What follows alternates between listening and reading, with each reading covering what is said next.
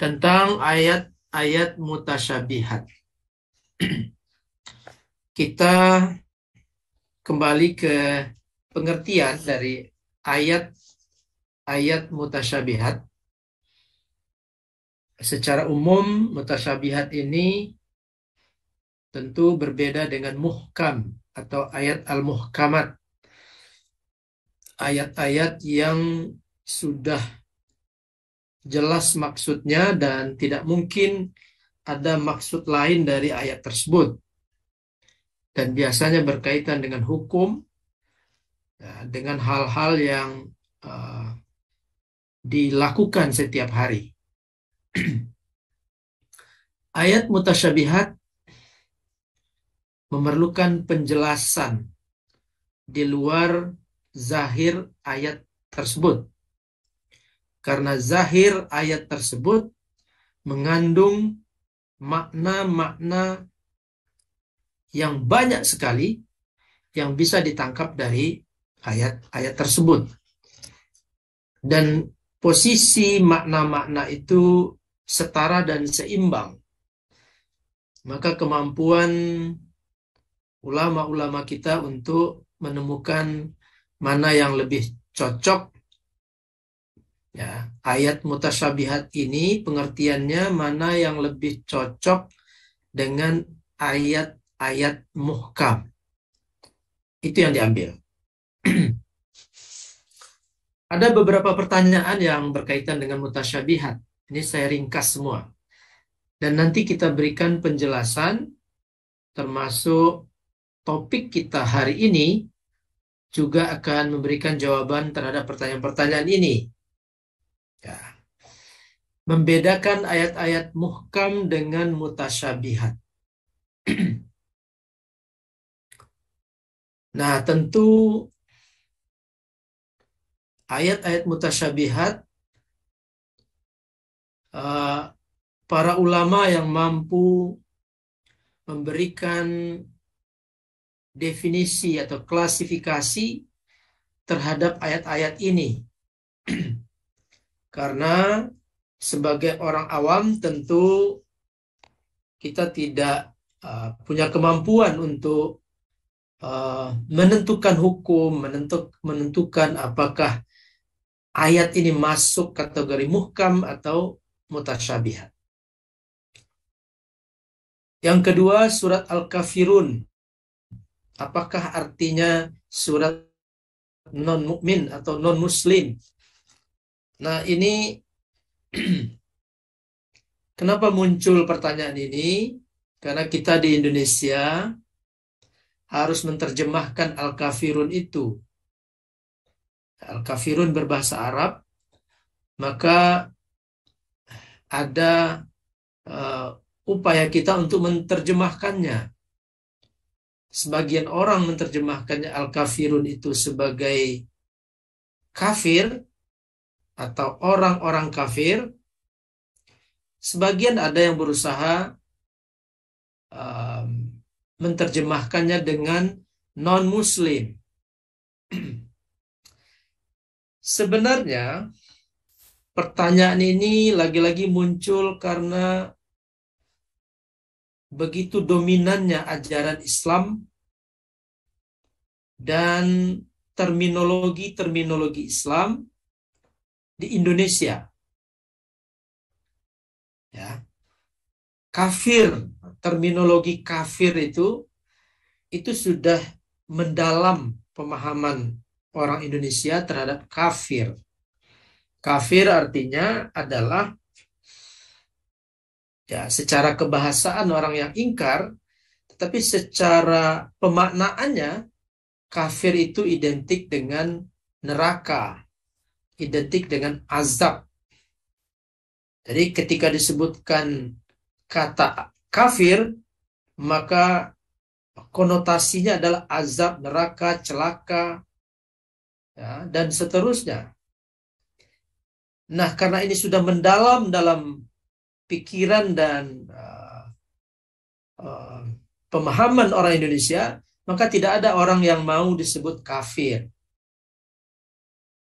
Karena di semua agama ada penjelasan tentang neraka, ada penjelasan tentang azab, dan orang tidak mau untuk disebut sebagai kafir. Padahal sebenarnya orang Islam atau non-Muslim adalah kafir bagi orang Islam. Orang Islam adalah kafir bagi orang non-Muslim. Ini hal yang biasa dan lumrah. Orang mukmin, orang Muslim harus siap dikatakan sebagai orang kafir oleh non-Muslim. Karena kafir artinya adalah tidak mengakui apa yang diyakini oleh dalam agama itu. Menutup keimanan terhadap agama tertentu, itu kafir. Nah, tapi sekali lagi saya sampaikan bahwa terminologi kafir itu sudah mendarah daging pemahamannya sebagai orang yang celaka, orang yang dilaknat, orang yang neraka, dan seterusnya. Nah, sebagian kita tidak menginginkan itu disampaikan ke orang-orang yang berbeda agama. Jadi ini hanya persoalan sens dan perasaan. Ya. Kata-kata kafir itu adalah kata-kata yang netral. Kata-kata yang netral. Orang Nasrani boleh mengatakan orang Muslim itu sebagai kafir. Artinya orang Muslim adalah orang yang tidak percaya dengan keimanan orang-orang non-Muslim, orang Nasrani misalnya. Dan begitu seterusnya antar agama. Nah, jadi tidak ada yang spesial, tidak ada yang danger, berbahaya ketika kita menyebutkan umat di luar Islam sebagai kafir. Begitu juga umat di luar Islam mengatakan umat Islam sebagai kafir.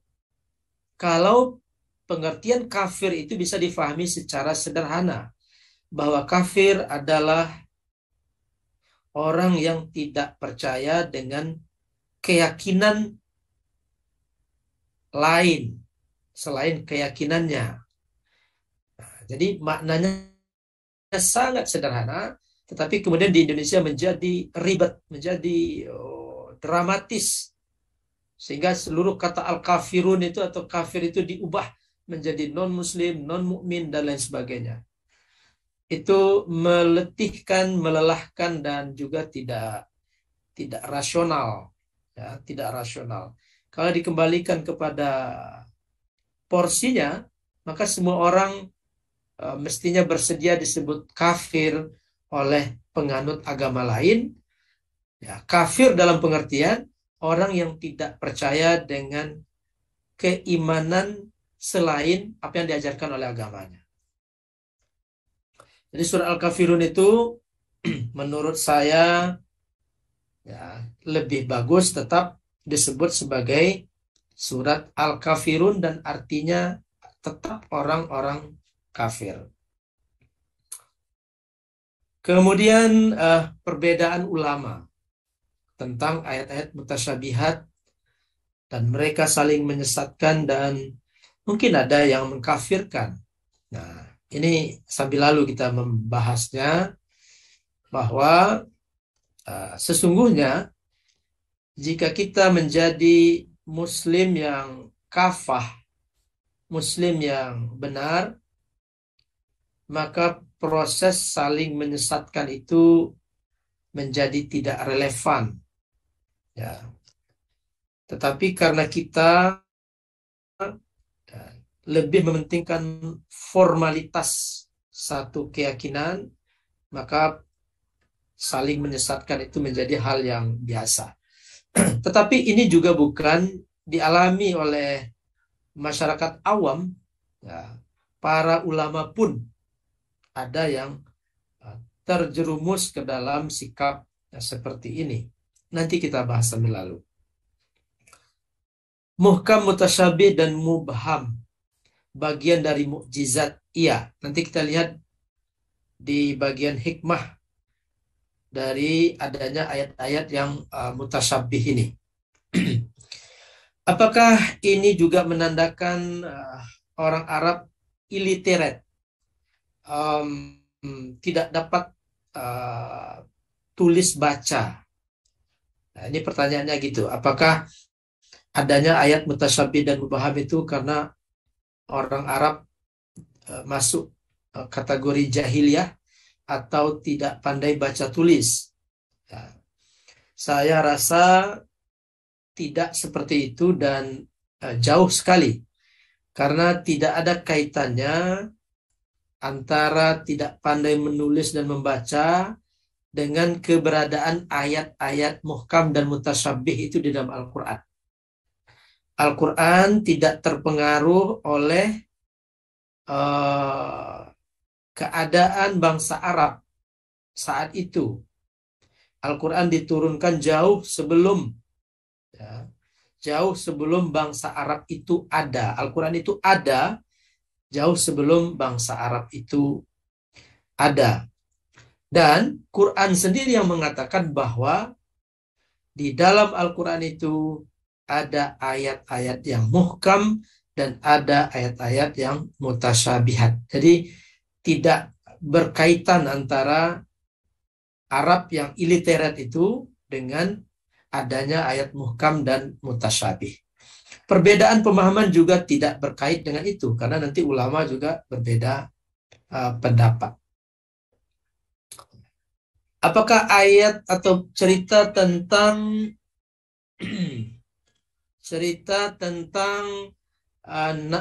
raja di zaman Nabi Yusuf, ya, Malik di zaman Nabi Yusuf termasuk mubham?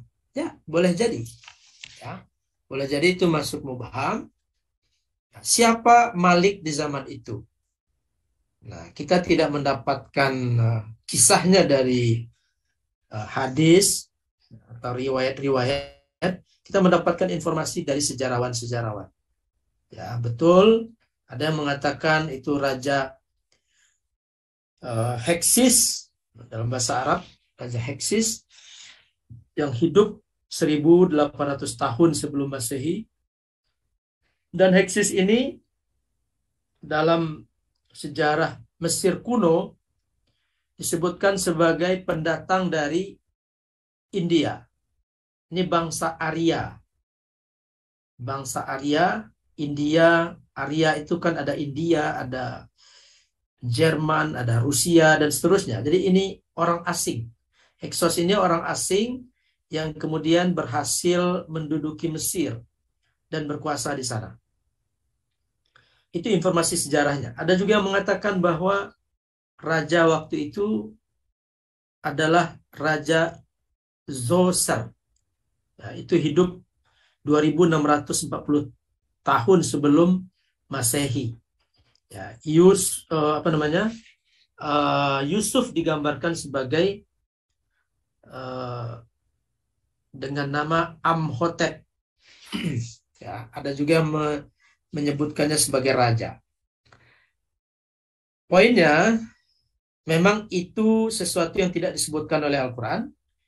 Ya, mubham boleh jadi karena ya, informasi tentang raja itu tidak terlalu penting karena ada beberapa hal yang disebutkan kenapa sesuatu itu dimubhamkan karena tidak terlalu penting, karena mungkin sudah terkenal dan seterusnya.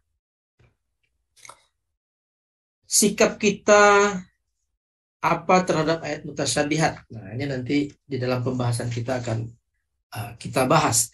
Yang jelas kita harus berpatokan kepada apa yang disampaikan oleh para ulama kita. Apa arti dan maksud wallahu a'lam bissawab? Apakah ini menganjurkan agar kita malas dalam mencari kebenaran? Nah, ini tidak itu maksudnya. Wallahu a'lam bissawab, bahwa hanya Allah lah zat yang mutlak tahu segala hal secara tepat dan benar. Sementara manusia pengetahuannya berubah-ubah Sains modern itu berubah-ubah. Jadi bisa saja saintis mengatakan wallahu a'lam bishawab. Karena hari ini temuannya menjadi sesuatu yang benar, uh, periode berikutnya temuannya menjadi sesuatu yang dibatalkan oleh temuan yang baru.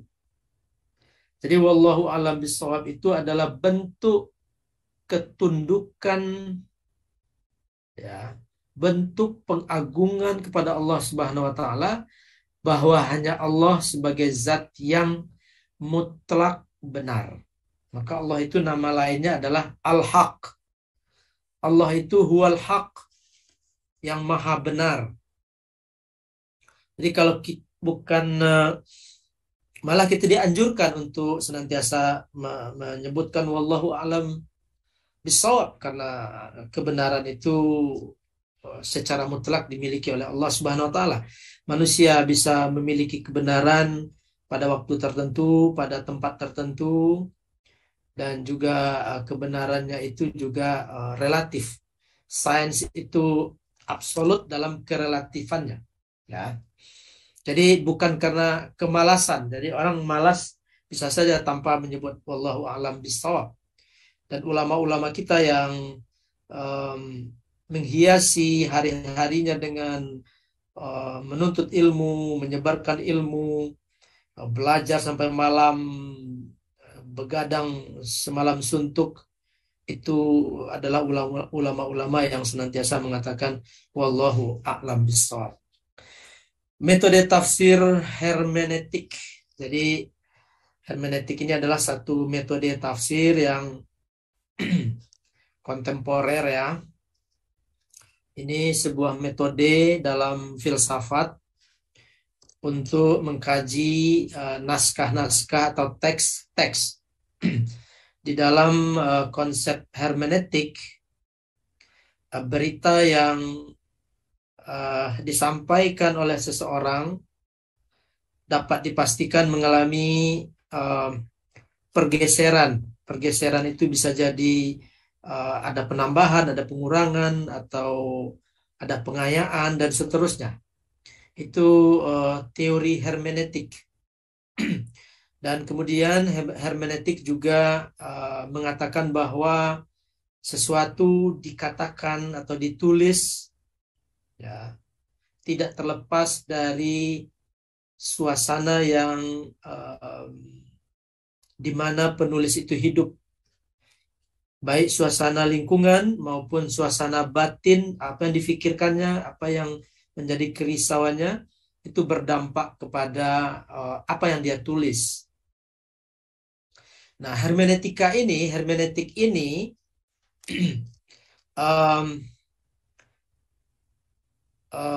mengklasifikasikan 3 hal. Pertama, naskah yang tertulis. Yang kedua adalah penulisnya. Dan yang ketiga adalah pembacanya. Naskah yang sudah ditulis oleh penulis dan dibaca oleh pembaca adalah milik pembaca. Jadi naskah yang ditulis oleh penulis bukan milik penulisnya lagi ketika naskah itu sudah jadi. Tapi naskah itu sudah milik pembaca.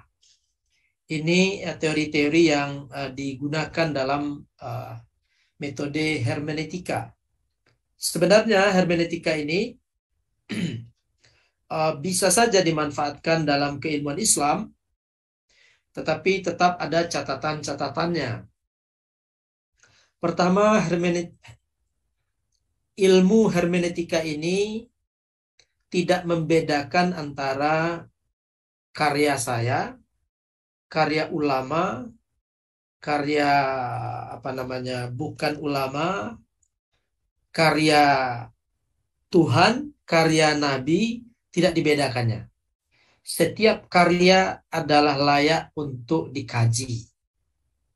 Begitu konsep hermeneutika. Oleh karena itu, jika kita ingin memasukkan hermeneutika ini dalam kajian Islam, untuk memperkaya kajian Islam, itu perlu diberi batasan. Apa batasannya? Tidak ada hermeneutika yang berkaitan dengan proses turunnya Al-Quran dan proses sampainya Al-Quran kepada umat manusia. Jadi Al-Quran tidak boleh diselidiki kondisi psikologis pengarangnya. Katakanlah dalam bahasa manusia, pengarang Al-Quran itu adalah Allah Subhanahu wa Ta'ala. Maka tidak boleh diselidiki bagaimana kondisinya Allah waktu itu, bagaimana lingkup. Tentu itu tidak layak terhadap Al-Quran. Tetapi layak untuk kitab-kitab selain Al-Quran, untuk dikaji dan untuk menemukan makna-makna di balik itu. Nah, ini tentang hermeneutika. Nah, ini pertanyaan terakhir ini sengaja kita sisakan karena saya belum paham dengan pertanyaan ini. Silahkan yang punya pertanyaan ini mengulangnya kembali untuk bertanya pada sesi kita berikutnya. Teori sosial Barat dengan konsep teologi yang sudah dibahas. Nah, pertanyaan lain, apakah surat Al-Mu'min ayat 1 itu mubham? Tidak. Ya, karena definisi orang mukmin itu sudah begitu jelas kita ketahui. Ya. Ini beberapa ayat yang menjelaskan bahwa orang mukmin itu adalah yang beriman kepada hal-hal yang gaib, yang mengerjakan sholat, yang menunaikan zakat, yang percaya kepada hari akhirat, ya, yang tidak menyukai kata-kata yang tidak mengandung makna, yang menjaga kemaluannya, dan seterusnya. Banyak sekali di dalam Al-Quran yang menceritakan tentang sifat seorang mukmin. Dan juga di surat Al-Anfal, ya, idza dzukirallahu wajilat qulubuhum wa idza tuliyat alaihim ayatuhu zadathum imana wa ala rabbihim yatawakkalun. Ada di surat Taubah, ada di surat Al-Baqarah, surat Mukmin, dan lain sebagainya. Jadi itu bukan ayat yang mubham. Ya, surat Al-Mu'min ayat 1 itu. Ada juga pertanyaan, apakah muhkam itu sama dengan qat'i dan mutasyabih itu dengan dhanni? Nah, ini penjelasan bahwa Al-Quran itu, ya, dan Al-Quran saja dulu. Al-Quran itu sudah qat'i, sudah pasti bersumber dari Allah Subhanahu wa Ta'ala. Tetapi tidak seluruh ayat Al-Quran itu pasti maksud hukumnya. Jadi qat'i dan dhanni ini nanti kaitannya dengan penetapan hukum. Ya, penetapan hukum. Nah, ini ada tertulis di situ qat'iyyus tsubut. Jadi Al-Quran itu asli dari Allah Subhanahu wa Ta'ala, dan begitu juga dengan hadis sunnah al-mutawatirah.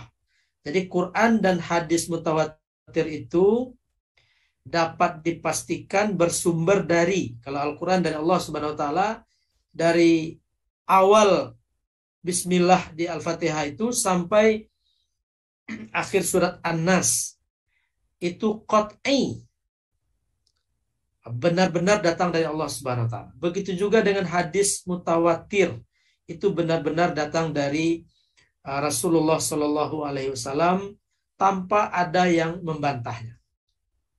Nah, nanti ayat-ayat itu ada yang kita lewati saja ini.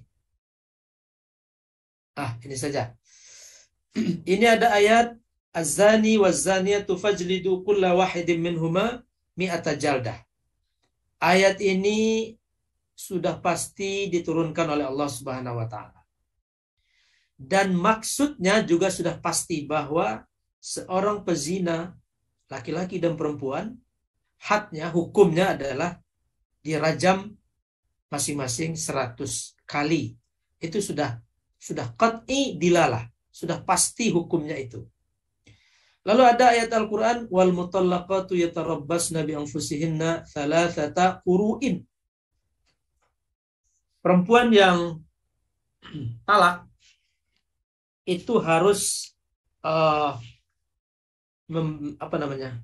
Sebelum dia menikah lagi harus membersihkan dirinya selama 3 quru. Nah, 3 quru itulah yang berbeda pendapat ulama. Quru itu artinya pertama artinya adalah haid, yang kedua artinya adalah suci. Haid itu tidak suci. Ya, pertama haid, yang kedua suci. Nah, karena sudah ada 2 makna dari quru, maka ayat ini tidak bisa ya, dijadikan dalil pasti seperti yang ayat yang pertama. Maka ulama-ulama berbeda pendapat dalam masalah thalathata quru. Ya. Misalnya Imam Hanafi, Abu Hanifah mengatakan 3 quru itu sama dengan 60 hari. Ya. Imam Ahmad mengatakan 3 quru itu dengan 29 hari. Kenapa? Kemudian pengikut Abu Hanifah mengatakan 39 hari. Maliki 32 hari. Kenapa ini berbeda? Karena berbeda pemahaman tentang quru. Nah, kalau pengikut Imam Abu Hanifah, ya, pendapat Imam Abu Hanifah, 3 quru itu sama dengan 60 hari. Tapi kalau mengikuti pendapat muridnya, 3 quru itu sudah 39 hari. Dan kalau mengikuti pendapat Imam Ahmad bin Hambal, 3 quru itu adalah 29 hari. Nah, ini artinya ayat ini ya, ayat yang dhanni. Mana yang benar itu tergantung pendalilannya nanti. Oke. Itu Al-Qur'an. Sekarang hadis. Ini hadis yang panjang sekali. Ada hadis yang qat'i dilalah. Hukumnya sudah pasti, yaitu kewajiban berzakat fitrah, itu sudah pasti terhadap hamba sahaya, orang merdeka, laki-laki, perempuan, kecil, besar, muslim, aminal muslimin, dan seterusnya. Ya, itu hukumnya sudah pasti, hadisnya sudah pasti. Lalu yang kedua, ada hadis yang dhanni. Dhanni itu tidak lugas dalam mengambil hukumnya. Ya. Hadis tentang sabda Nabi kepada sahabat-sahabatnya, Allah yusalliyanna ahadun al-asra illa fi Bani Quraidah. Nabi bersabda setelah perang Ahzab kepada para sahabat, jangan ada yang sholat asar, atau lakukanlah sholat asar kalian ketika berada di Bani Quraidah. Nah, ungkapannya jelas, tetapi kemudian para sahabat berbeda pemahaman. Ya. Apakah perintah ini lil wujub, wajib dilakukan, atau ini hanya antisipasi Nabi, ya, atau ini prediksi Nabi Muhammad SAW bahwa mereka akan bisa sampai di Bani Quraidah dan waktu sholat asar belum habis. Prediksi Rasulullah SAW. Maka sahabat di sini terbelah dua. Ada yang melaksanakan sholat di jalan ketika memprediksikan bahwa sholat asar akan habis ketika mereka sampai di Bani Quraidah. Ada lagi yang sahabat yang tetap tidak melaksanakan sholat asar walaupun waktu asar telah berlalu. Ya. Nah, ini dalil, ini hadis ini disebut dengan hadis dhanni ad-dilalah. Jadi ayat qat'i dan dhanni. Oke, jadi Apa hubungannya dengan muhkam? Ya, yang muhkam tadi adalah ayat-ayat hukum yang jelas maknanya. Ya, sudah jelas maknanya dan tidak memungkinkan makna yang lain. Sementara ayat-ayat mutasyabihat lebih banyak berkaitan dengan keimanan, tidak kepada hukum. Ya, tidak kepada hukum, tapi kepada keimanan. Nanti kita lihat contohnya. Apa hikmah dari ayat mutasyabihat adanya di dalam Al-Quran? Az-Zarkashi dalam Al-Burhan fi Ulumil Quran, jika mungkin diketahui maknanya, maka faedahnya adalah sebagai dorongan untuk memfungsikan pikiran mencari rahasia di balik mutasyabihat. Memperlihatkan keutamaan ilmu dan mendorong perkembangan ilmu. Jika tidak mungkin diketahui maknanya, maka faedahnya adalah sebagai ujian keimanan dan keyakinan kepada Allah Subhanahu wa taala. Dan hikmah yang lain adalah sebagai tantangan kepada orang-orang yang menggunakan bahasa Arab sebagai bahasa sehari-hari untuk membuat seperti Al-Quran. Ini tantangannya seperti itu. Ya. Buatlah lengkap satu Al-Quran, kalau tidak sanggup buat satu surat, kalau tidak sanggup buat satu ayat.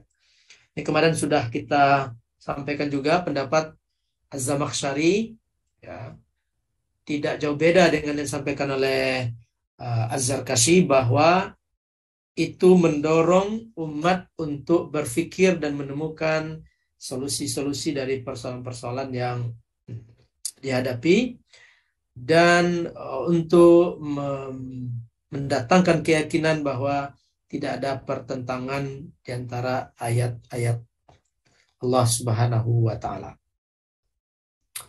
Kita masuk ke topik kita hari ini dan berkaitan dengan pertanyaan tadi, karena ini memang satu tema yang berkesinambungan. Ini ayat yang sudah kita sampaikan sebelumnya. Walladzi anzala 'alaikal kitaba minhu ayatum muhkamat hunna ummul kitab wa ukharu mutasyabihat. Di dalam Al-Quran itu ada ayat-ayat muhkamat, yaitu ayat-ayat yang sudah jelas maksud makna dari ayat tersebut, dari lafaznya itu, dan dia merupakan pokok atau induk dari Al-Quran. Lalu ada ayat-ayat mutasyabihat yang tidak diketahui maknanya karena banyaknya makna itu. Banyaknya makna, maka sulit untuk memilih mana yang paling tepat.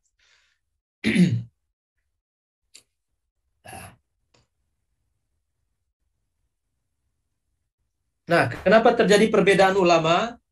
Ini ayat tadi, wa ma ya'lamu ta'wilahu illallah warrasikhuna fil ilm yaquluna dan seterusnya. Ayat mutasyabihat itu tidak diketahui takwilnya kecuali oleh Allah. Ada yang membacanya titik sampai di situ, warrasikhuna fil ilmi yaquluna amanna, ya. Dan orang-orang yang berilmu mengatakan kami beriman, percaya dengan firman Allah tersebut. Persoalannya terjadi ketika memahami huruf waw yang berwarna itu, ya. Apakah huruf waw itu di dalam bahasa Arab berfungsi sebagai awal mula, memulai sesuatu yang baru, artinya illallah titik, lalu warrasikhuna fil ilmi dan seterusnya, atau waw itu artinya dan, ya, dan itu berfungsi menyambungkan antara Allah dan ahli ilmu. Kalau wawnya itu berfungsi memulai dari yang baru, maka ayat ini Ya, atau ayat mutasyabihat itu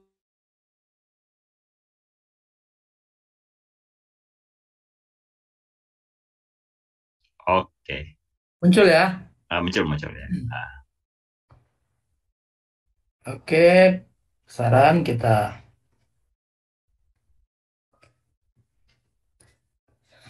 Oke, jadi kalau wawunya itu adalah waw al-ataf yang berfungsi menyambungkan antara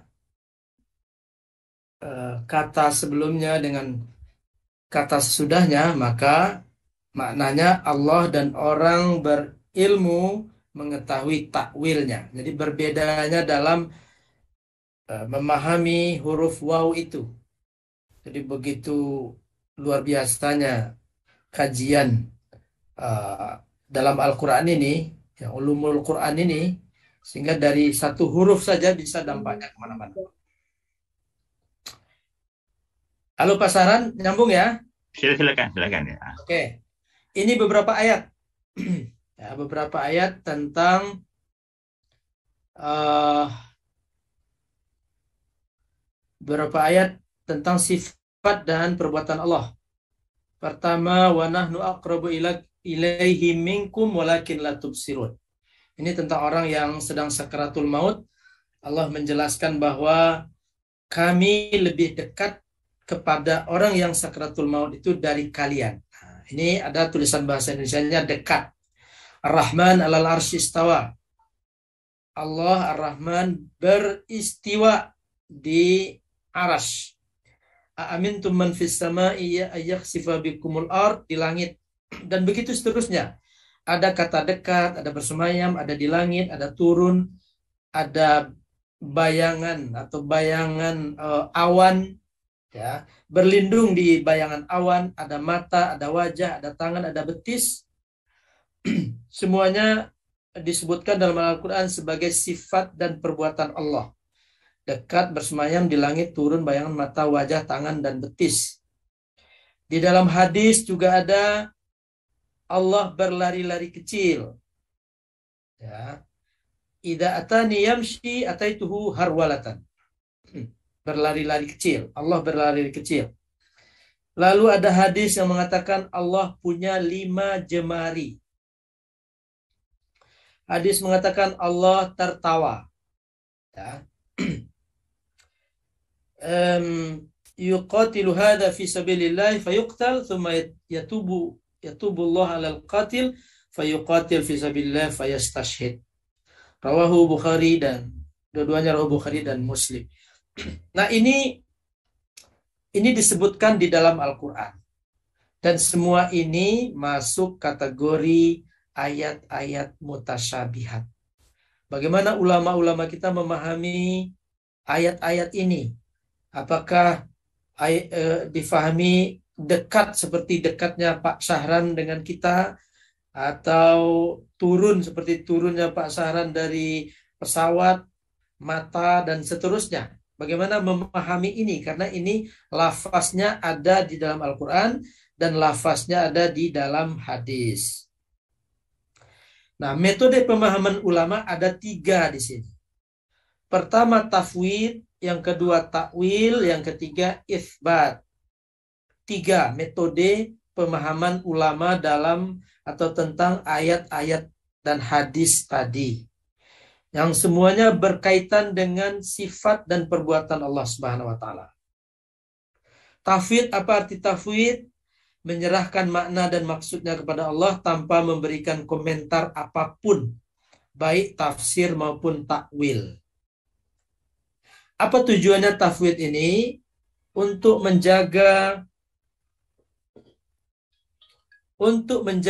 kesucian pemahaman terhadap Allah dari pikiran manusia yang belum tentu benar. Manusia yang selalu berkata wallahu a'lam bissawab. Jadi bagaimana datangnya diimani saja. Ya, bagaimana datangnya diimani saja, tanpa komentar, tanpa tafsir. Itu tafwid. Ini contoh perilaku tafwid atau komentar tentang tafwid. Tafwid. Imam Malik bin Anas ditanya tentang bagaimana pengertian Ar-Rahman alal arsy istawa. Kaifa istawa? Bagaimana istawa? Bersemayam di atas aras itu seperti apa? Itu pertanyaannya kepada Imam Malik.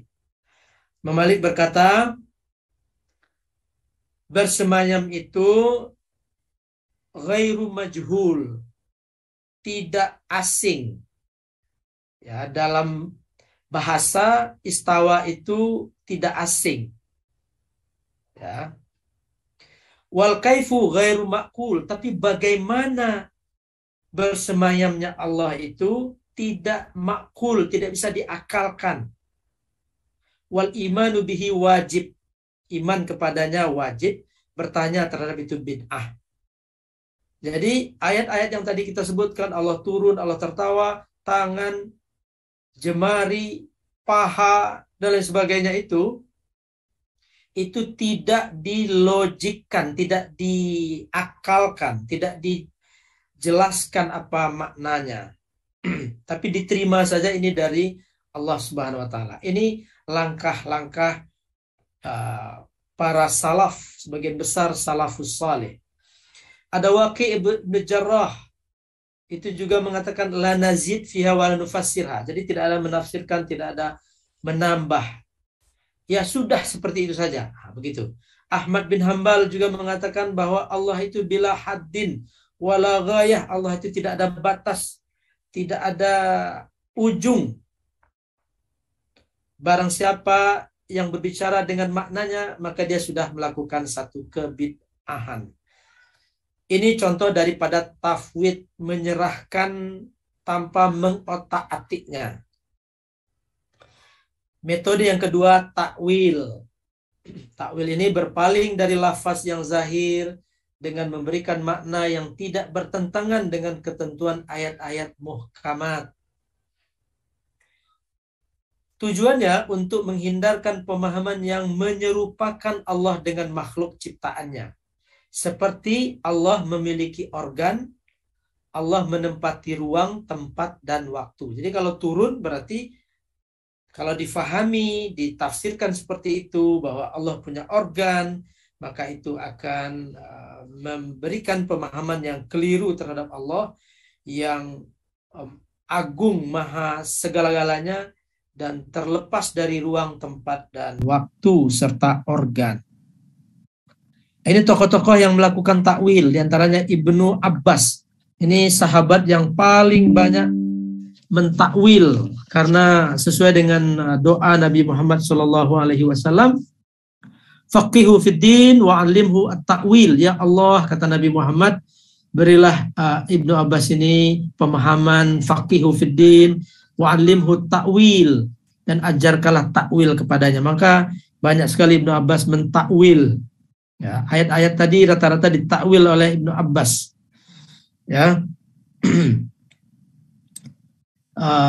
Kursi ditakwil, paha ditakwil, dan seterusnya. Semuanya tidak lari dari mengagungkan Allah Subhanahu wa taala. Ad-Dhahhak juga mentakwil kullu syai'in halikun illa wajhahu. Wajah itu ditakwil dengan zatnya. Jadi bukan wajah organ seperti organ tubuh. Begitu juga dengan Mujahid mentakwil wajhullah, juga ditakwil kiblatullah, dan seterusnya. Dan banyak lagi imam-imam yang mentakwil, karena kalau tidak ditakwil akan terjerumus kepada penyerupaan Allah dengan makhluknya. Itsbat, menetapkan segala sifat dan nama Allah secara zahir ayat dan hadis tanpa melarikannya kepada makna di luar lafaz yang disebutkan. Tujuannya untuk menjaga ayat dan hadis seperti zahirnya, karena seperti itu Al-Quran dan Sunnah diturunkan. Memberinya takwil berarti merubah Al-Quran dan hadis. Nah, ini isbat ini adalah kaum zahirinya. Kalau Allah menyebutkan yadullah fawqa aidihim, tangan Allah, wajah Allah, paha Allah, jari jemari Allah, jempol, telunjuk, dan lain sebagainya, harus diyakini seperti yang disebutkan itu. Jadi kalau tafwid tadi tidak berkata-kata, Kalau ini berkata-kata, ya memang Allah punya itu. Memang Allah punya organ itu, tetapi tidak seperti organ manusia. Nah, ini isbat namanya. Tokohnya, rata-rata tokohnya adalah dari pengikut Imam Ahmad bin Hambal. Dan yang paling populer dari tokoh ini adalah Ibnu Taimiyah Al-Hambali. Nah, pendapat ulama-ulama Hambali ini kemudian dikritisi oleh ulama dari Hambali juga yang kita kenal dengan Ibnu Al-Jauzi, yaitu Abul Faraj Abdurrahman Ibnu Abil Hasan Ali Ibnu Muhammad Al-Qursi At-Taimi Al-Bakri. Apa kata Ibnu Al-Jauzi ini? Ya, beliau berkata, kami telah melihat sahabat-sahabat kami dari satu mazhab berbicara terhadap sesuatu yang tidak tepat. Telah menurunkan mereka derajat mereka kepada orang awam. Karena menurunkan sifat Allah, ya, sifat-sifat yang tadi itu seperti sifat-sifat organik yang ada pada manusia. Ya. Dan mereka telah mengambil zahirnya. Dan ini bertentangan dengan pendapat Ahmad bin Hambal. Ya. Wa imamukum al-akbar Ahmad bin Hambal rahimahullah yaqul wa huwa tahta sayyad. Imam Ahmad bin Hambal itu dicambuk, ya, disiksa dan diazab ketika berbeda pendapat tentang kedudukan Al-Quran sebagai qadim atau hadis. Ya, Imam Ahmad bin Hambal hanya berkata, bagaimana aku akan berkata tentang sesuatu yang tidak disebutkan Allah dan Rasulnya di dalam Al-Quran dan hadis. Ya. Nah, sementara orang yang melakukan isbat, kata Ibnu Al-Jauzi, ya, membawa ayat-ayat dan hadis itu kepada zahirnya. Fadhahirul yad al-jarihah. Zahir daripada tangan itu adalah organ tubuh. Wa man qala istawa bidzatihi al-muqaddasah faqad ajrahu subhanahu majral hisyat. Jadi telah membayangkan Allah seperti makhluk yang memiliki organ. Nah, itu pendapat Ibnu Al-Jauzi yang juga adalah ulama Hambali. Nah, Muhammad Abu Zahra juga menukilkan kembali, ya, pendapat Ibnu Al-Jauzi itu. Nah, Muhammad Abu Zahra mengatakan Ibnu Taimiyah menetapkan tempat, arah, dan organ bagi Allah tanpa takwil. Ini bukan mazhab para salaf as-saleh dan bukan mazhab Imam Ahmad bin Hambal. Mereka menyerupakan Allah dengan makhluk, punya tangan, punya jempol, telunjuk, kelingking, dada, paha, betis, wajah, dan tidak menyebut kepala karena tidak disebutkan dalam Al-Quran dan hadis.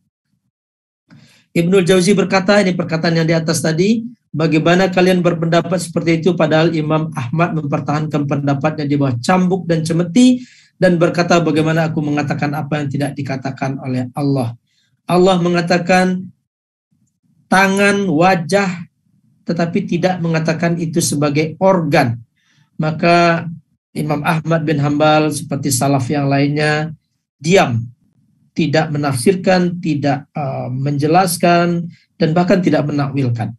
Barang siapa yang mengatakan Allah beristiwa di aras dengan zatnya, maka sudah meyakini Allah sebagai benda layaknya makhluk Allah Subhanahu wa ta'ala. Apa hikmah dari ayat-ayat mutasyabihat ini? Tadi sudah kita singgung.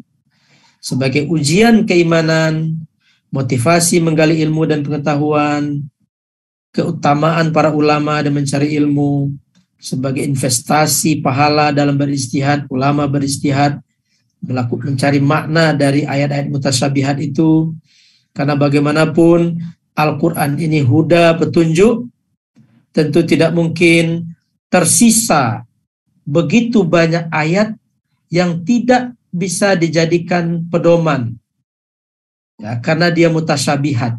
Maka ulama beristihad untuk mengeluarkan makna-makna yang makna itu tidak melanggar ayat-ayat yang muhkam yang ada di dalam Al-Quran.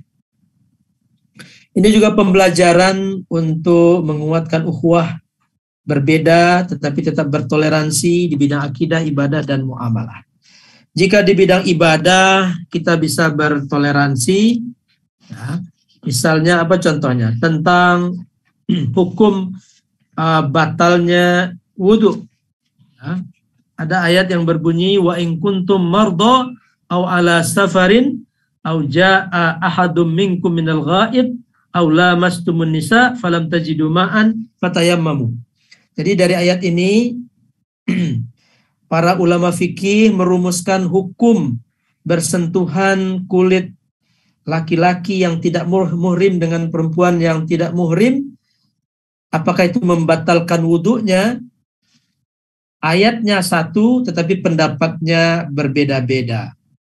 Ya. Imam Syafi'i mengatakan batal wudhunya kalau bersentuhan kulit laki-laki dan perempuan tidak wudhu. Imam Malik dan Imam Abu Hanifah mengatakan tidak batal. Imam Ahmad mengatakan batal jika ada syahwatnya. Jadi ini perbedaan yang tajam sekali dalam bidang ibadah. Tapi kemudian ulama-ulama kita, umat Islam dapat menerima perbedaan ini dan bertoleransi. Yang mengatakan batal wudhunya, dia akan berwudhu kalau bersentuhan kulit laki-laki dan perempuan yang tidak muhrim, dia akan berwudhu kembali. Kalau yang mengatakan tidak batal, dia akan melanjutkan sholatnya dan boleh berimam dengan orang yang meyakini itu, dan seterusnya. Nah, jika ini dapat ditoleransi dalam persoalan fikih, maka tentu sudah perlu ada upaya-upaya untuk memperluas toleransi ini, termasuk ke dalam persoalan-persoalan akidah yang perbedaannya sangat tajam sekali. Hari-hari ini kita melihat perdebatan yang sangat sengit antar berbagai pendapat dari yang tafwid, takwil, dan isbat ini. Saling bergumul dan saling mengatakan Anda jahil. Ini juga mengatakan yang isbat mengatakan yang takwil jahil murakkab, yang takwil mengatakan yang isbat itu telah keluar, dan macam-macam. Maka kita perlu mencari solusi dari perbedaan-perbedaan ini, sebagaimana kita menemukan solusi dari perbedaan di bidang ibadah. Karena baik tafwid, takwil, dan isbat, Qur'annya satu, kiblatnya satu, nabinya satu, dan dasar-dasar agamanya satu, berbeda pada pemahaman-pemahaman yang mengharuskan terjadinya perbedaan. Oleh karena itu, tentu ke depan kita mencoba menemukan solusi dan memperkuat ukhuwah dan toleransi sehingga tidak menghabiskan energi dalam mengklaim, hujat-menghujat, padahal mereka adalah orang-orang yang punya ghirah, punya perhatian terhadap Islam, punya tanggung jawab terhadap Islam. Oleh karena itu tentu yang dikedepankan adalah ukhuwah, saling bertoleransi dalam perbedaan-perbedaan itu. Demikian, dan kembali kepada Pak Saran, mungkin waktunya terlewatkan karena kita mulainya juga sudah terlewat waktunya.